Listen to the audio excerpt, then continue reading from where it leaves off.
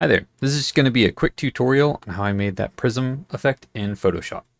So I'm going to start off with a background, and I'm just going to dye it black. I'm going to start a new layer, and I'm going to get some rulers in here just so I can center this. And then I'm going to use the circle marquee, just make a little circle in the center, dye it white. Then I want to cut a little hole out in the center of that.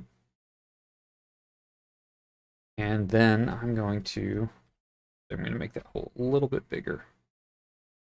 There we go. I'm going to go up to filter, and under distort, you can choose wave.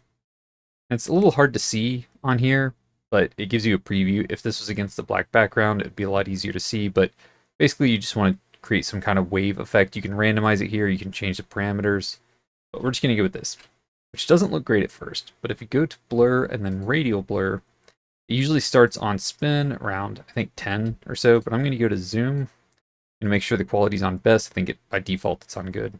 I'm going to crank this up to 100. We get this look, which is still not great. Let's try it again. It's looking a little better. That looks pretty good. Looks pretty good. What I'm going to do here is I'm going to add one more layer and make it a clipping mask so that all color gets locked onto the layer beneath it. I'm going to highlight both of these and hit Control J twice to duplicate them. And then on this top layer, I'm going to make it red. On this next clipping mask, I'm going to make it green. And then on this last one, I'm going to make it blue.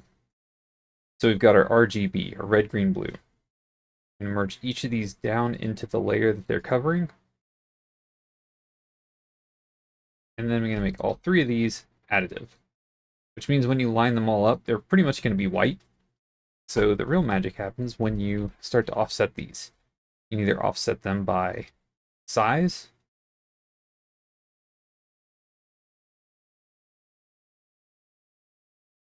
yeah, it looks pretty great, or you can offset them by rotation,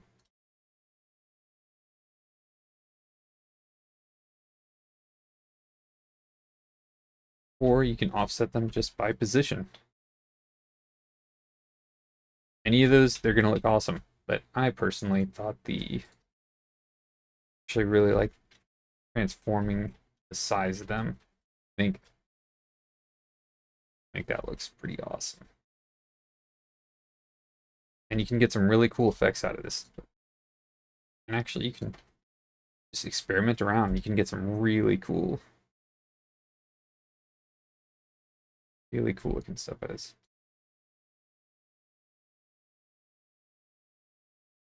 Still offset.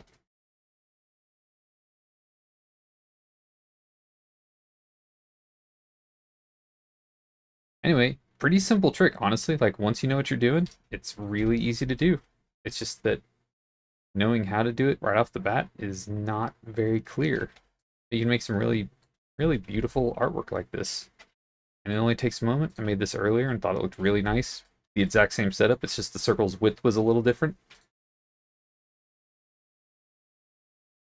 Yeah, I mean, you can do so much cool stuff you can do with this. It's so easy. Yeah, there you go. I hope this was helpful. Thanks. Take care.